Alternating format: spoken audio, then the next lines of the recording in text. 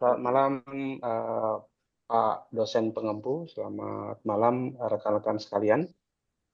Saat ini kita akan presentasi terkait perancangan arsitektur enterprise perguruan tinggi menggunakan TOGAF ya.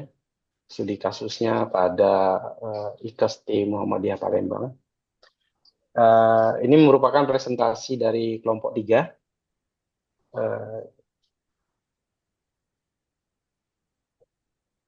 Ya, kita ke latar belakang.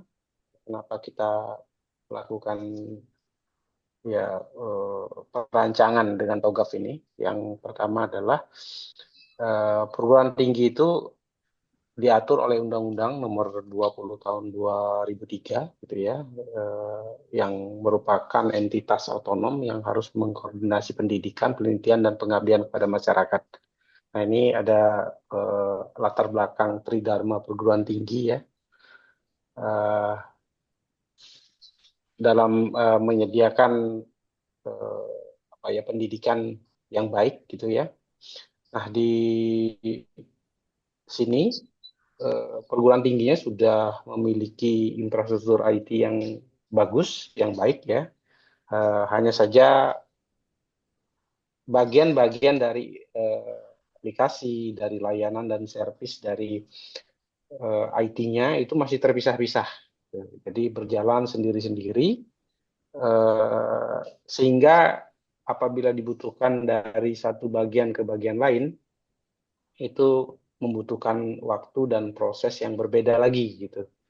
Nah, di sini eh, muncul kebutuhan baru ya, kebutuhan karena sekarang itu semua harus dikerjakan dengan lebih cepat, sistemnya terintegrasi, maka studi ini bertujuan untuk mengembangkan kerangka kerja infrastruktur IT ya yang adaptif, yang sesuai dengan kebutuhan yang sekarang ya, kebutuhan zaman, kebutuhan dunia pendidikan berbasis TOGAP.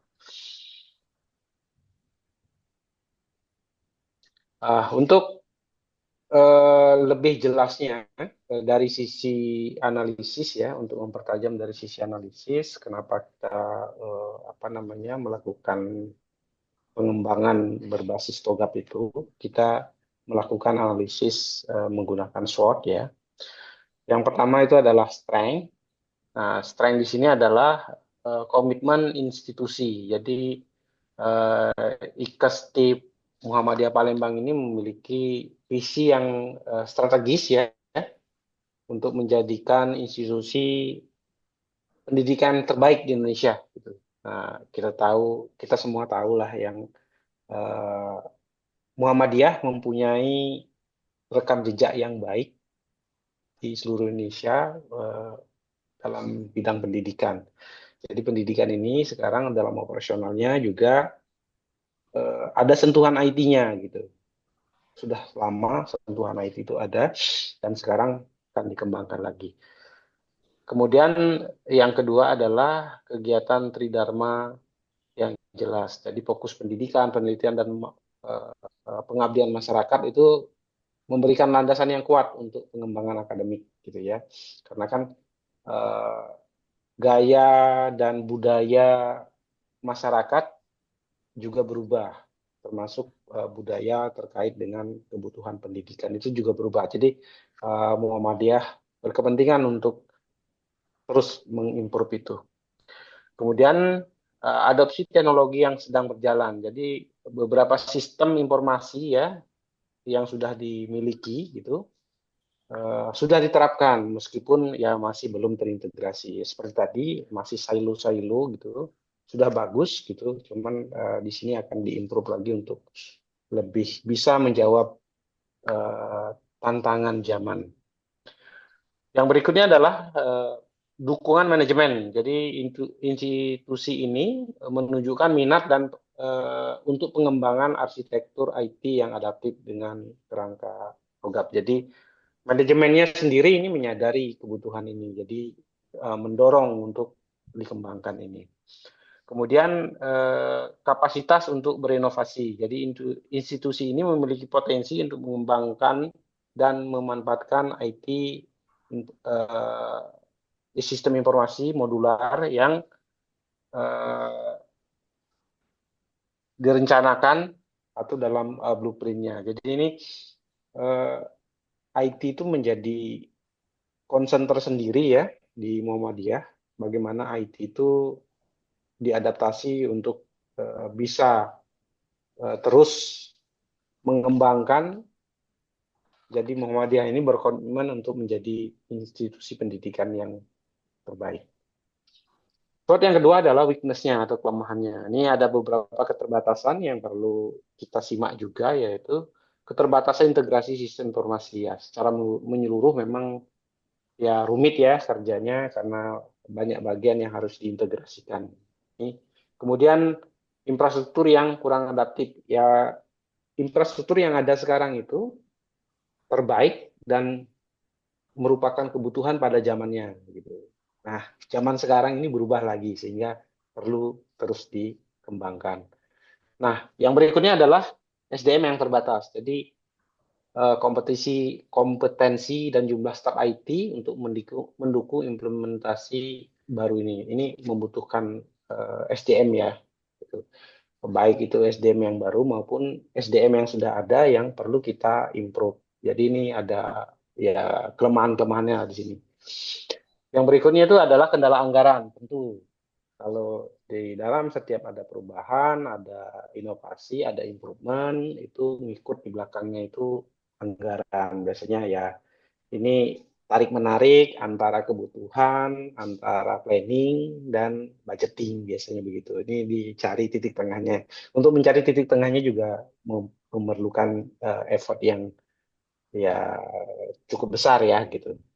Yang berikutnya adalah keterlambatan dalam adaptasi teknologi baru.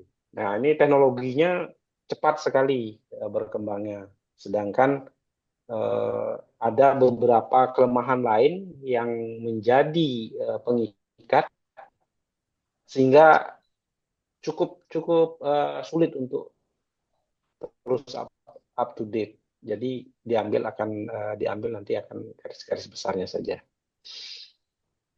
Slide yang berikutnya adalah opportunities atau peluang gitu ya.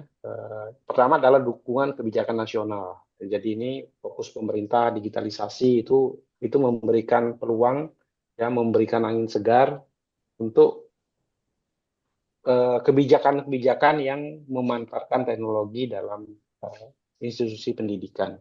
Kemudian kemajuan teknologi ya kemajuan teknologi baru seperti cloud computing, single sign-on, big data itu hal-hal yang akan memunculkan optimisme baru dan hal-hal baru lah gitu yang saat ini belum bisa dicapai, mungkin besar itu akan dapat dicapai.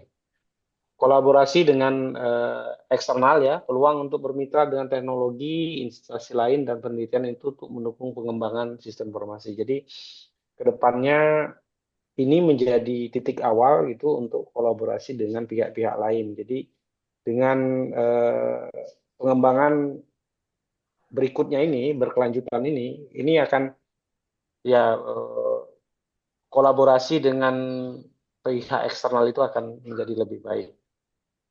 Yang berikutnya adalah peningkatan pengalaman pengguna. Jadi kalau kita lihat pengalaman pengguna atau user experience ini akan berubah gitu. Jadi ada pengalaman baru yang akan dirasakan oleh pengguna. Jadi ini hal yang baik ya dan kesempatan yang baik untuk institusi terus berkembang.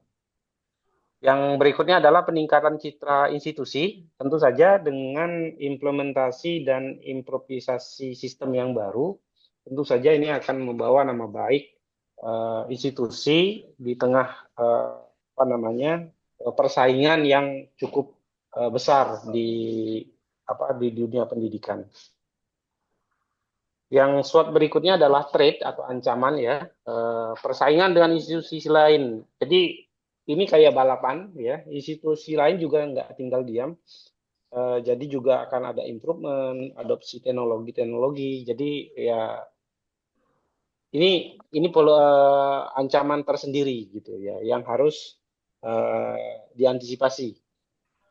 Jadi kalau tidak ikut melakukan improvement ini, tentunya calon mahasiswa akan eh, mencari hal baru dan dosen pun begitu, tenaga pengajar, tenaga pendidikan akan mencari hal-hal yang baru yang mungkin dia dapatkan. Yang trait berikutnya adalah resistensi terhadap perubahan. Ini mungkin klasik ya di semua institusi badan. Ada orang-orang lama yang sudah nyaman gitu, yang nggak mau berubah atau mempelajari hal baru. Udahlah cukup begini aja gitu.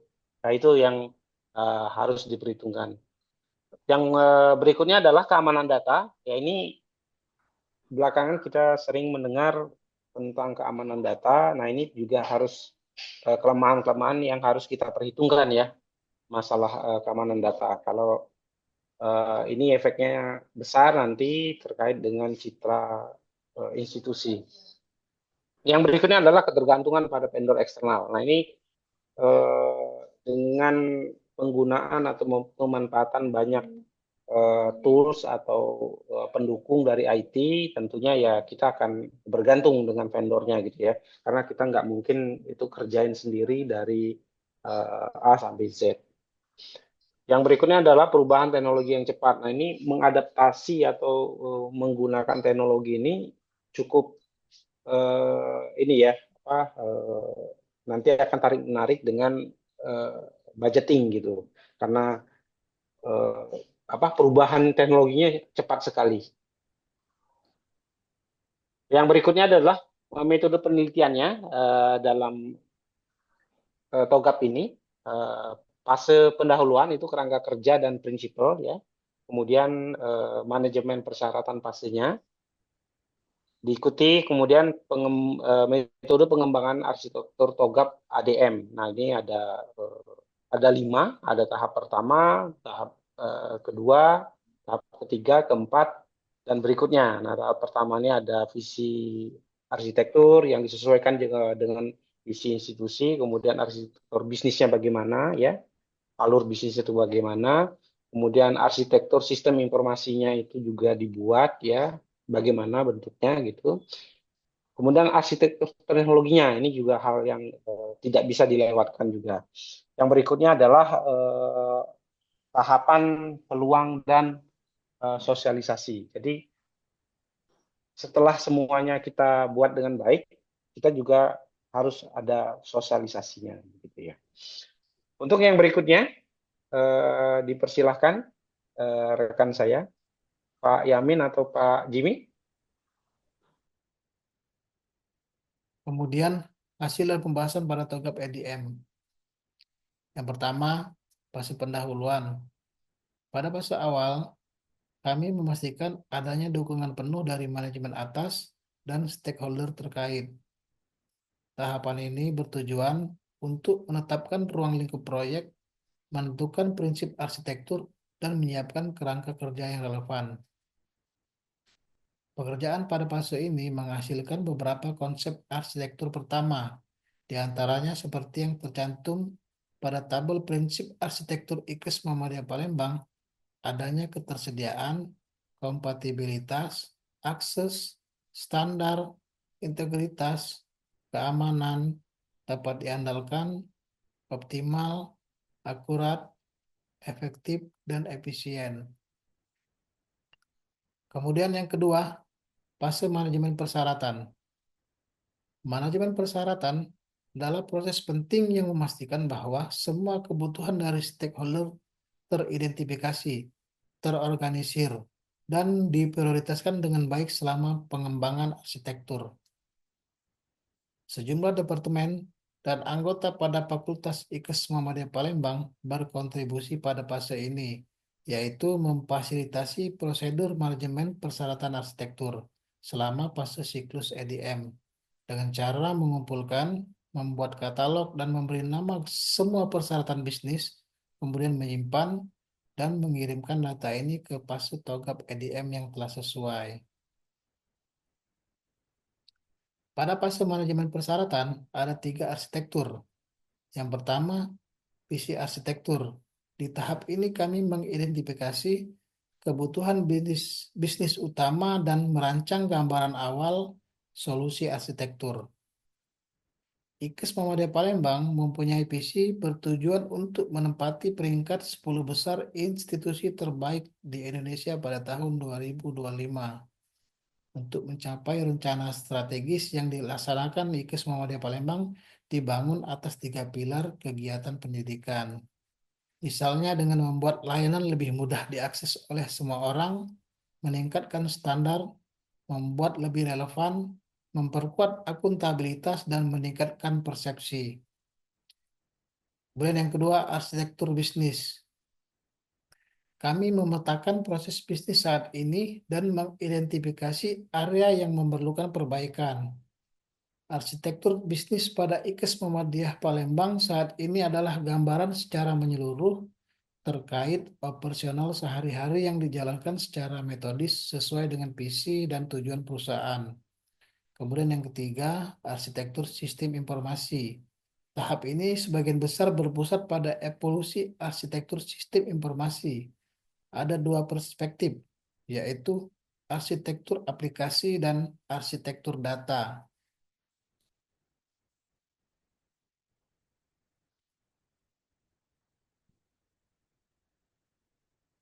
Kemudian yang ketiga, metode pengembangan arsitektur TOGAP EDM atau Arsitektur Development Method. Metode pengembangan arsitektur TOGAP adalah sebuah pendekatan terstruktur yang digunakan untuk merancang, mengembangkan, dan mengelola arsitektur perusahaan secara menyeluruh. EDM adalah inti dari kerangka TOGAP yang dirancang untuk membantu organisasi merencanakan dan mengelola transformasi arsitektur secara efisien.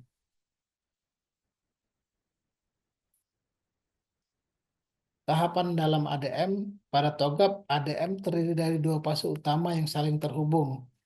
Yang pertama, fase arsitektur vision. Fase ini bertujuan untuk menetapkan visi arsitektur yang mendukung tujuan bisnis organisasi.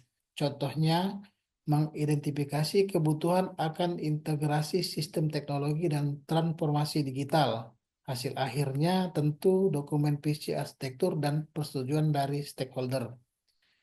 Kemudian yang kedua, fase bisnis arsitektur. Pada tahap ini, kita menganalisis dan mendesain struktur bisnis, termasuk proses, fungsi, dan peran. Fokus utamanya meningkatkan efisiensi dan menyelaraskan proses bisnis dengan tujuan strategis. Tentu hasil akhirnya model bisnis yang terdefinisi dengan jelas.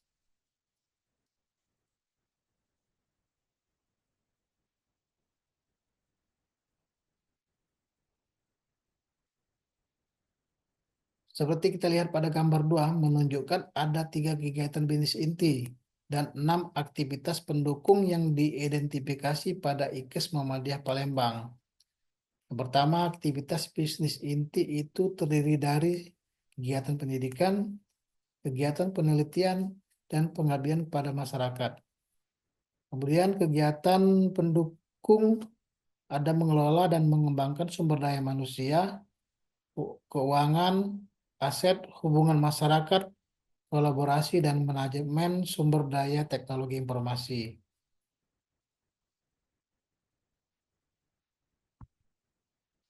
Pada tabel 2 menunjukkan portofolio existing sistem informasi IKES Muhammadiyah Palembang. Dapat kita lihat pada layar, ada 27 aplikasi yang ada saat ini. Lalu kita klasifikasi menjadi 2 kondisi. Yang pertama kondisi kritis, yang kedua kondisi dukung. Artinya lebih dari 50% aplikasi tersebut tidak sama sekali dipergunakan.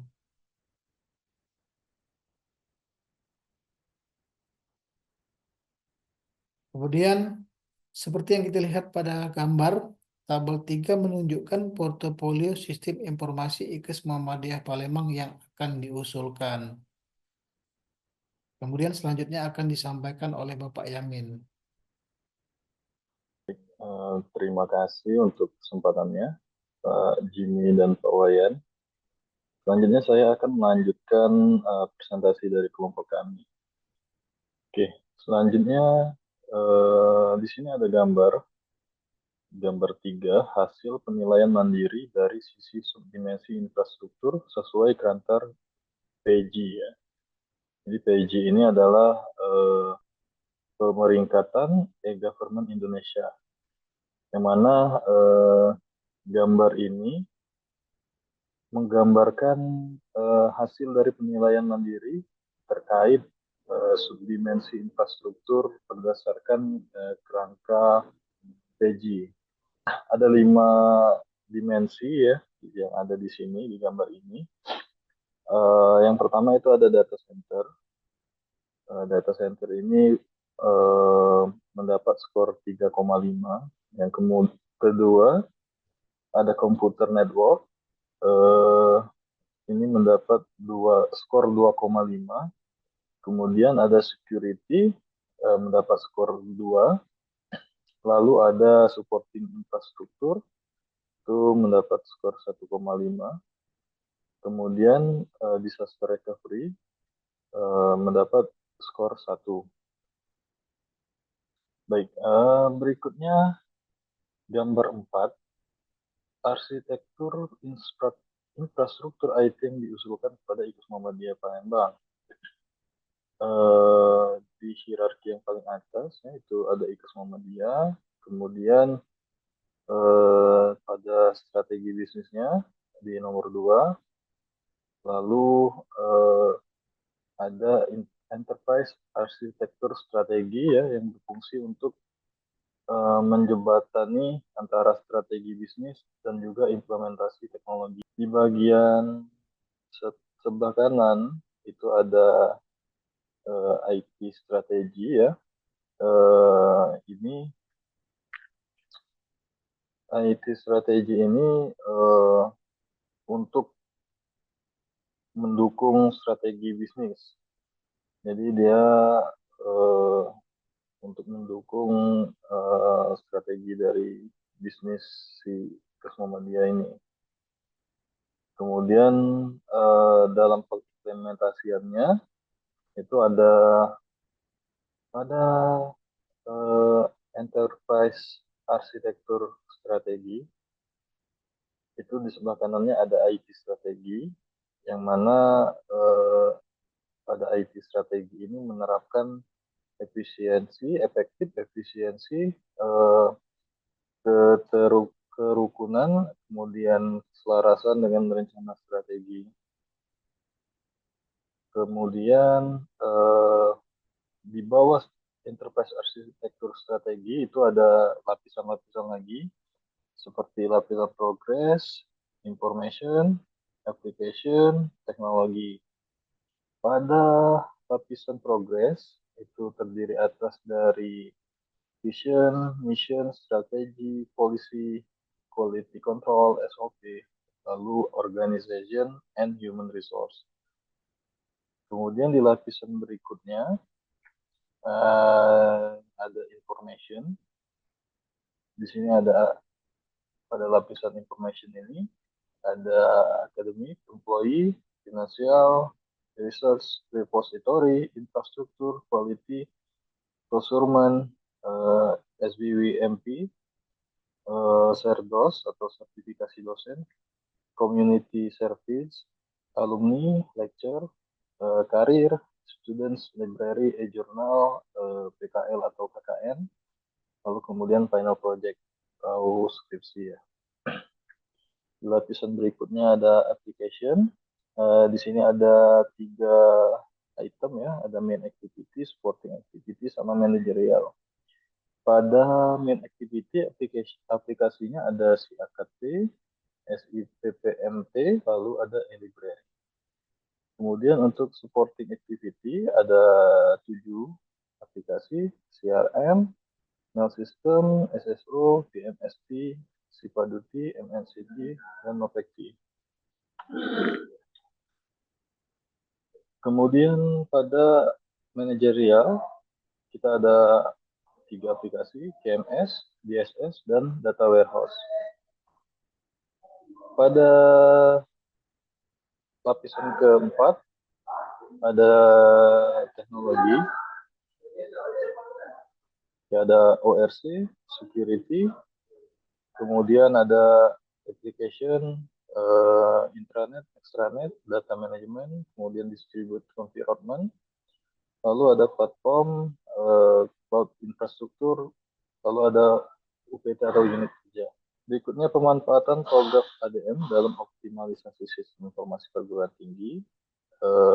Jadi program ADM ini memberikan kerangka kerja sistematis yang membantu perguruan tinggi dalam mengembangkan sistem informasi terintegrasi.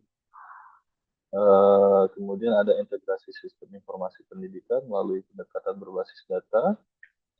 Pendekatan berbasis data menjadi landasan penting dalam pengembangan arsitektur sistem informasi untuk memastikan informasi yang disajikan akurat dan relevan. Lalu berikutnya ada penerapan ISO 27001 untuk meningkatkan keamanan sistem informasi. Keamanan informasi merupakan aspek kritis dalam pengembangan sistem informasi perguruan tinggi. Ada satu case di Universitas Negeri Manado. Mereka menunjukkan bagaimana penerapan ISO 27001 dapat meningkatkan perlindungan data melalui pengelolaan risiko yang komprehensif dan pengawasan akses yang ketat. Kemudian rekomendasi dan roadmap implementasi arsitektur enterprise. Penyusunan roadmap implementasi arsitektur enterprise adalah langkah penting untuk memastikan keberhasilan transformasi digital. Simpulannya, sejumlah aplikasi penting termasuk CAKT, e-libraries, Badut, BSS, SIPPMT, KMS, PMST, CRM, MNCT, Novecti, SSO, dan sistem email itu diusulkan untuk dikembangkan berdasarkan temuan studi yang mana menunjukkan bahwa penerapan framework TOGAP ADM dapat membantu perguruan tinggi, khususnya IKES Muhammadiyah Palembang, ketika menyusun arsitektur enterprise yang adaptif dan terintegrasi. Data, aplikasi, teknologi, dan arsitektur itu merupakan bagian dari produk akhir proses ini. Kemudian rancangan ini juga memastikan integrasi antar sistem, meningkatkan koordinasi operasional, serta memberikan landasan yang kokoh untuk pengembangan sistem informasi di masa depan. IKES Muhammadiyah Palembang sebaiknya segera mengimplementasikan blueprint arsitektur yang telah dirancang dengan melibatkan semua pemangku kepentingan untuk memastikan keberhasilan. Universitas juga perlu mempertimbangkan pengembangan kompetensi sumber daya manusia di bidang TI atau teknologi informasi agar mampu mengelola sistem secara optimal. Selain itu, evaluasi berkala terhadap arsitektur yang diterapkan penting dilakukan untuk menjaga relevansi dan efektivitasnya terhadap kebutuhan strategis individu, terhadap kebutuhan strategis institusi. Baik, kami rasa demikian presentasi dari kelompok kami. Semoga apa yang kami sampaikan ini bermanfaat, kemudian dapat menjadi sebuah pembelajaran baru bagi kita semua. Baik, kami tutup. Terima kasih atas kesempatan dan waktunya. Kami dari kelompok 3 izin undur diri. Terima kasih. Assalamualaikum warahmatullahi wabarakatuh.